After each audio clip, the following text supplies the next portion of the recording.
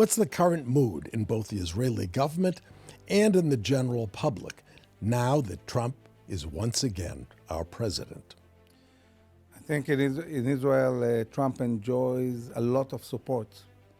I saw that around 75% of the Israelis supported Trump winning the elections. Which is more than the percentage of Americans who voted for Trump even. Because Israelis appreciate everything that President Trump did for us.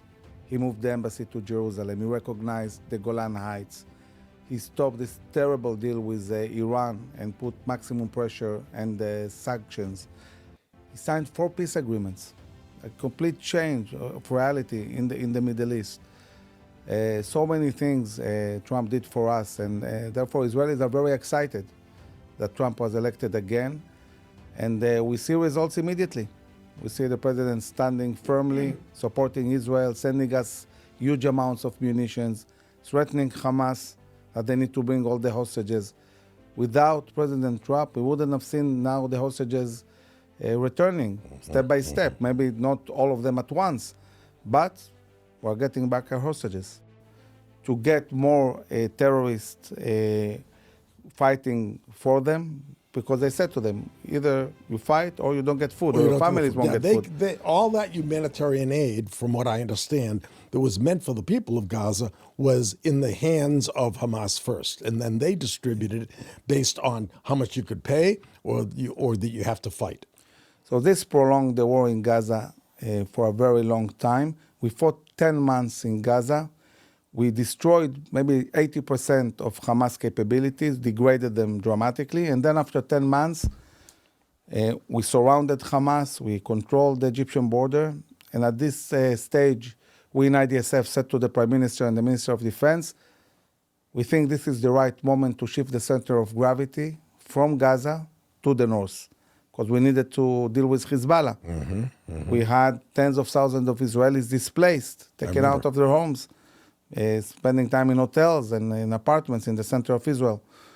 And indeed, the government moved the center of gravity from Gaza to the north. Most of the units shifted to the north, and we did an amazing attack on Hezbollah, which brought Hezbollah on its knees in 2 weeks.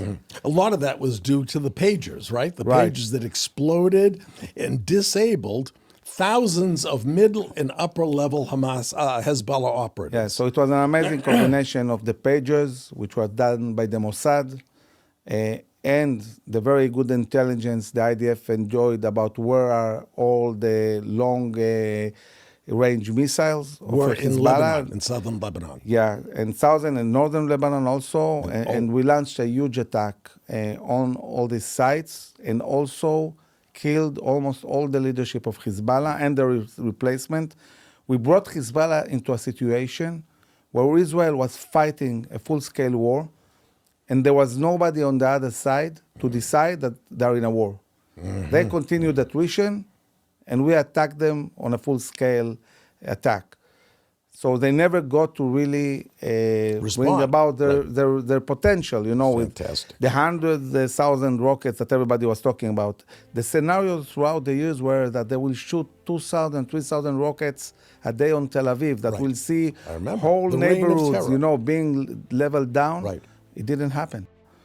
And while all this was happening, Trump was elected.